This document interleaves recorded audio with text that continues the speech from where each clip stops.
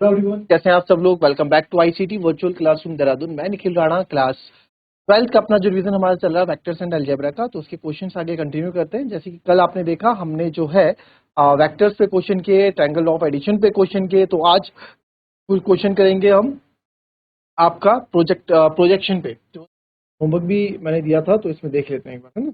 Find projection of vector this A on vector B. ठीक है, तो projection of A over B निकालना तो आता है आपको। Projection of vector projection of vector A over B या ऑन बी, ये हमें निकालना है ना। Projection of vector A on vector B क्या होता है जी, का फॉर्मूला क्या होता है, ए वेक्टर डॉट बी का यूनिट वेक्टर, ऐसे तो निकालते हैं। ए वेक्टर यूनिट वेक्टर। अब इसका इनका प्रोडक्ट हम करते हैं। भाई प्रोडक्ट, डॉट प्रोडक्ट, किसी भी चीज का आप डॉट प्रोडक्ट करते हो, यहाँ डॉट प्रोडक्ट हम करते हैं, तो इसका क्या होता है जी, ये ऐसे एक्स्ट्रा से निकालते हैं हम, है ना। यही तो होता है बस। तो अब अगर आप अलग से इसको करना चाहें, ए और यूनिट वेक्टर कैसे निकालता है, यूनिट वेक्टर निकलता है ऐसे, तो फॉर्मूला बन जाता है इस तरह से। मैं तो हमेशा इतना ही याद लिखा है, उसको आप आगे से उसको अलग से एक्सपेंड कर सकते हैं।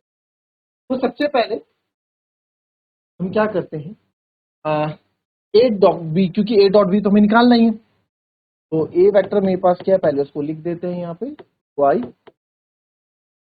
प्लस 3j प्लस 2k, और बी वेक्टर मेरे पास आई प्लस 2j प्लस k। तो ए डॉट बी हम निकाल रहे हैं, तो ये हो जाएगा 2। देखो डॉट डॉट में क्या होता है, बाकी आपकी, तो ये आप करा देते हैं, 2i plus 3j plus 2k आई। मेरे को बस सेम आई का आई से मल्टीप्लाई करना है, जे का जे से और उसका के का के। क्यों? क्योंकि सर यहाँ पे आप देखोगे आई जे जीरो हो जाता है ना, क्रॉस प्रोडक्ट में नहीं, डॉट प्रोडक्ट में। तो 2i इंटू 2, ये तो आपके हो गए 2 1 2, फिर आगे गए 3 2 जा 6, और ये हो गया 2 1 जा 2। तो जब भी डॉट प्रोडक्ट करते हैं, तो डॉट प्रोडक्ट का जो रिजल्ट आता है एक स्केलर क्वांटिटी आती है, याद है आपको। कभी भी अगर हम डॉट प्रोडक्ट कर रहे हैं ए डॉट बी या किसी का भी, तो जो इसका आंसर आएगा वो क्या देगा, हमें स्केलर क्वांटिटी देगा, स्केलर में नंबर देगा ना, वेक्टर में नहीं देगा। ए डॉट बी जो है, A vector dot B vector जो है, मेरा कितना आ गया है, 10। कोई आंसर इसमें, कोई दिक्कत इसमें नहीं। और ये तो निकाल देते हैं बी, मैग्नीट्यूड ऑफ बी निकाल देते हैं। मैग्नीट्यूड ऑफ बी निकालते हैं 1 2 1, 1 का स्क्वायर 2 का स्क्वायर 1 का स्क्वायर, तो ये हो जाएगा 1 प्लस 4 प्लस 1, तो सर ये हो जाएगा √6। कितना हो गया, तो बी हो गया आपका √6। तो देयरफॉर आपको क्या निकालना है, प्रोजेक्शन ऑफ ये, तो ये हो गया आपका, ये आपका 10 आ गया, 10/√6। तो दिस योर आंसर। इसको रेशनलाइज करोगे तो 10/√6 इंटू √6 अपॉन √6, ये आ जाएगा 10/6 √6, ये हो जाएगा 2 5 10 2 3 6, ये आएगा 5√6/3। ये भी आंसर सही है, ये भी आंसर सही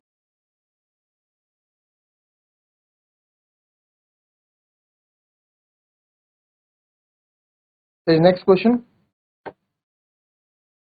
ये आपको प्रूव करना है कॉजी स्क्वायर इनइक्वालिटी। ठीक है, प्रूव क्वेश्चन ये आपको दे रहा हूँ।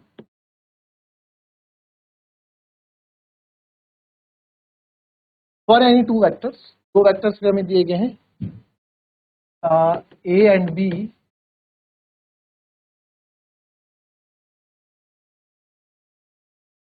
always have always have p vector p vector।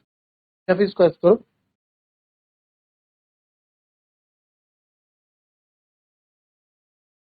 क्या बोलने का मतलब है इनका, कि दो वेक्टर्स ए एंड बी का जब भी हम करेंगे, मॉडुलस करेंगे, तो इनका जब अलग अलग करेंगे तो उससे वो लेस देन। ठीक है, कहने का मतलब क्या है, चलो इसको आपको सॉल्व करके केस वन लेते हैं। केस वन लेते हैं, व्हेन ए वेक्टर भी जीरो ले लिया हमने, बी वेक्टर भी क्या ले लिया, जीरो। तो आप इसमें देखो कंडीशन में ए डॉट तो ये कंडीशन जीरो का तो जीरो हो गया, ये भी जीरो ही हो जाएगा ना, तो जीरो ही आपको देखने को मिलेगा यहाँ पे। तो आप ना भी लगाओ तो ये पूरा जीरो इक्वल्स टू जीरो, तो हेंस प्रूफ। ये तो केस वन हो गया, है ना। केस दूसरा केस, जब ए भी जीरो के बराबर नहीं है और बी भी जीरो के बराबर नहीं है, क्या when A vector is not equals to zero, A vector is not equals to zero and जो बी वेक्टर है आपका बराबर, हमें पता है वी नो दैट कि डॉट प्रोडक्ट का रिजल्ट क्या होता है आपका, डॉट प्रोडक्ट का रिजल्ट क्या होता है हमारा, डॉट प्रोडक्ट का फॉर्मूला मतलब cos थीटा, राइट। तो अगर मैं यहाँ पे क्या कर दूं, बट मेरे को तो कंडीशन में इधर भी मॉडुलस चाहिए, इधर भी मॉडुलस चाहिए, तो taking modulus on both side,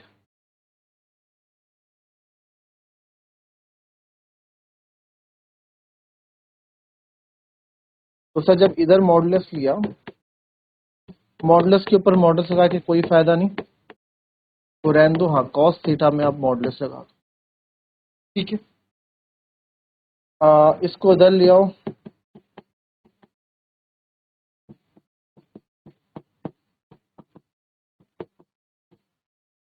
इसे मान लिया हमने क्वेश्चन में।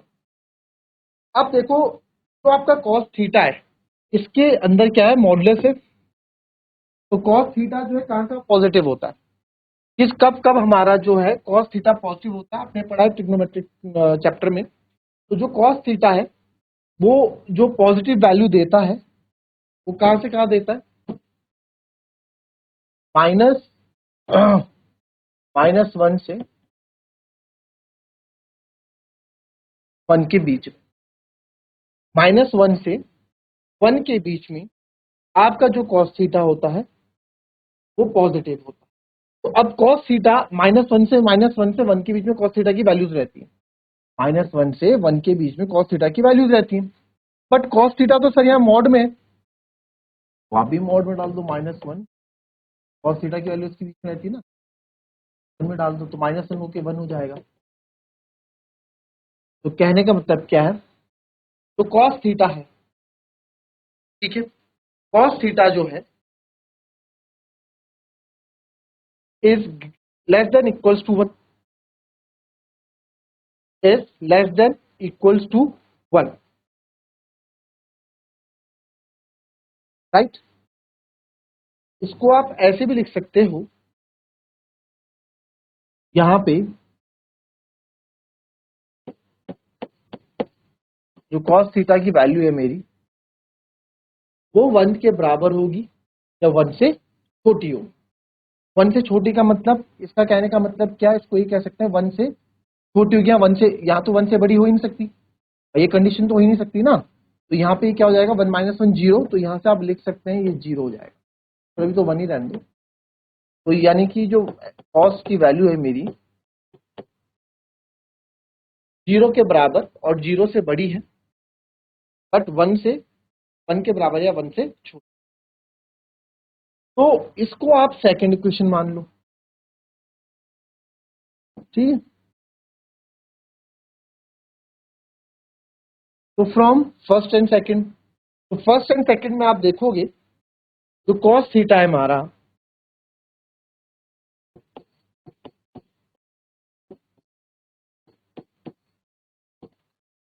जो कॉस थीटा है हमारा उसकी value less than equals to one है, नॉट कॉस्ट, नॉट कॉस्ट। तो उधर ले जाओ, क्रॉस मल्टीप्लाई कर दो and you will get your answer.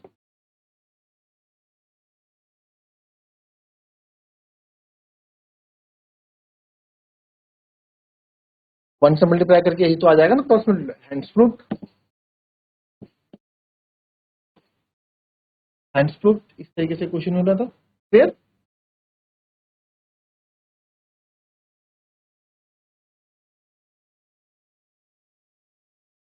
Next question,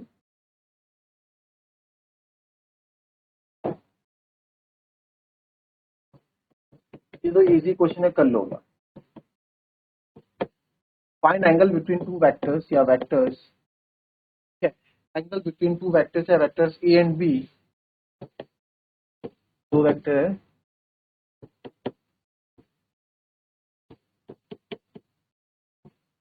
with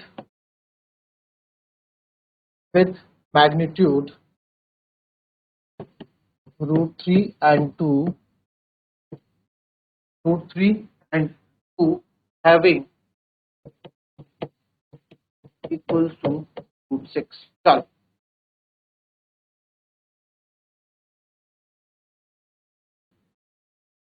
देखेंगे इस क्वेश्चन को। इसमें जो दिया हुआ है मैग्नीट्यूड ऑफ ए आपको √3 दिया हुआ है, मैग्नीट्यूड ऑफ बी आपको 2 दिया गया है। अब ये सब चीजें दी गई है, आपको एंगल निकालना है। तो आपको पता है हमारे पास फॉर्मूला है सर, ए डॉट बी का हमारा फॉर्मूला होता है A vector B vector cos theta, यही तो होता है हमारे पास। बट आपको क्या निकालना है, एंगल थीटा निकालना है। तो थीटा को अलग रहने देंगे अगर, ठीक है, थीटा को आप रहने दो इधर, तो इधर तो पहले आप ए अपॉन, इधर क्या बचा, कॉस थीटा बचा। बट मेरे को तो थीटा चाहिए, तो कॉस भी हटा दो, यहाँ से आ जाएगा कॉस, ठीक है। तो cos inverse A dot B तो आपके पास √6 था, फिर ये √3 था, और ये 2 था, ठीक था ना, √3 और 2।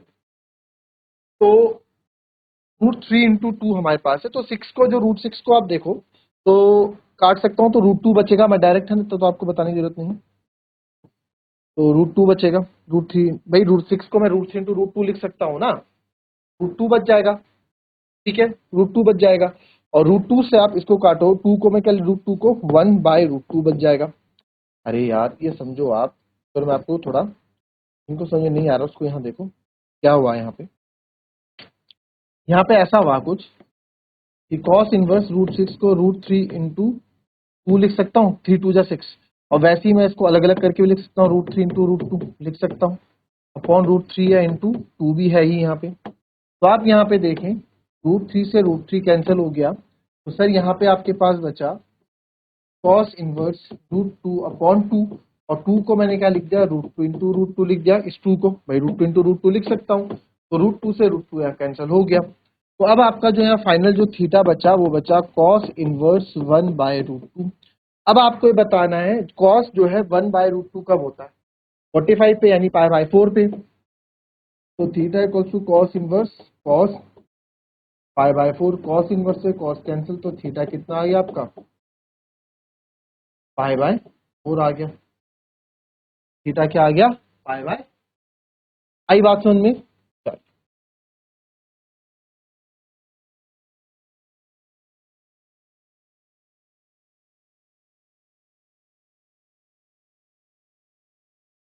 एंगल वाले क्वेश्चन करते हैं। फाइंड एंगल बिटवीन,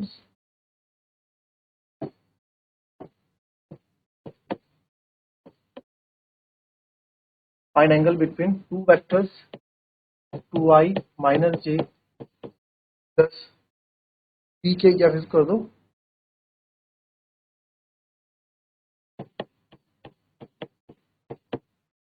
p के cap and 3i minus 2j plus k। चलो अब वेक्टर सर्कल, इनके वेक्टर्स के आपको एंगल,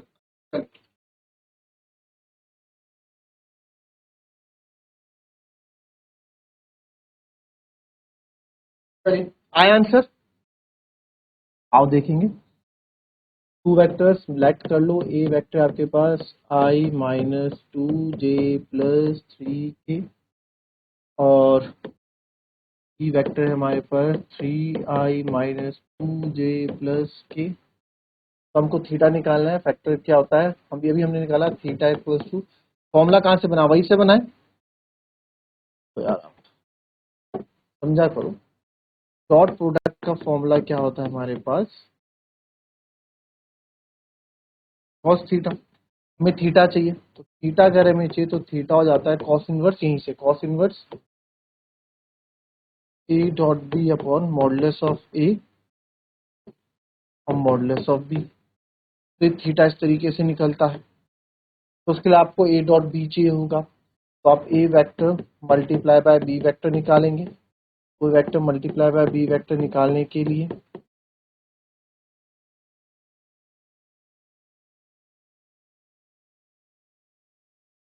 तो आप करेंगे ए 3 माइनस माइनस प्लस 4 प्लस 3, 4 3 7 3 10 हो गया। अब मेरे को मॉडुलस ऑफ ए भी निकालना है और मॉडुलस ऑफ बी भी निकालना है। मॉडुलस ऑफ ए सर हो जाए आपका अंडर रूट 1 का स्क्वायर प्लस माइनस 2 का स्क्वायर और प्लस 3 का स्क्वायर। इसको -2 कर देता हूँ, बात एक ही, प्लस हो जाना 1 का स्क्वायर 1 -2 का 4 3 का square 9 9 4 13 14।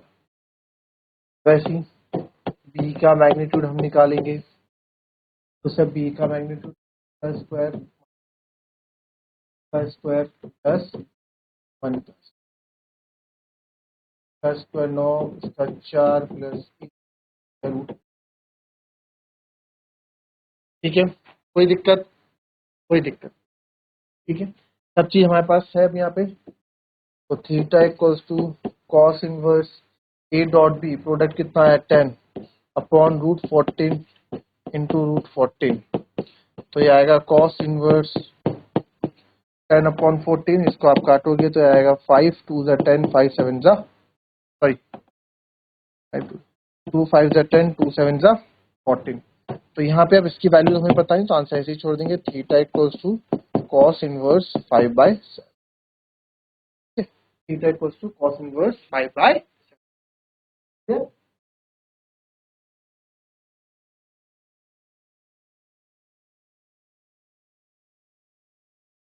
Next question.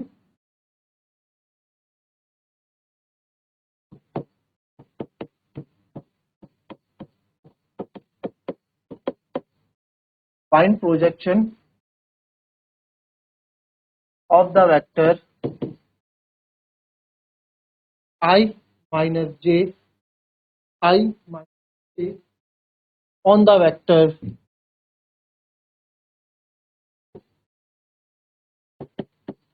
I plus j। k coordinate यहाँ पे नहीं है, तो इससे घबराना आपको बिल्कुल नहीं है। ठीक है, देखो, तो मान लो लेट ए वेक्टर हो गया आपके पास I minus J, B vector हो गया आपके पास I प्लस जे कैप।